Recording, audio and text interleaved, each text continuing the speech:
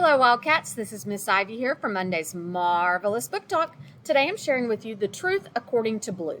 So in this, our main character, Blue, is on the hunt for a legendary ship of gold that was lost centuries ago when her ancestors traveled to New York.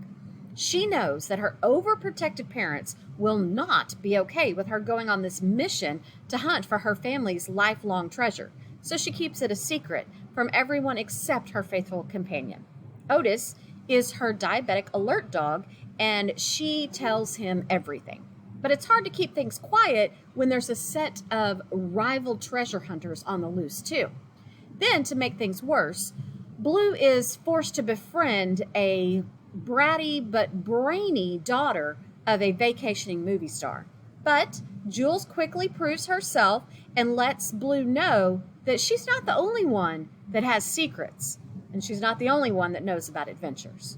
So, will Blue unravel the 300-year-old mystery and learn how to stand up for herself and find this missing treasure? Or will she forever be wondering where it all went? To find out, read The Truth According to Blue. This is Miss Ivy coming at you from your Wayside Library.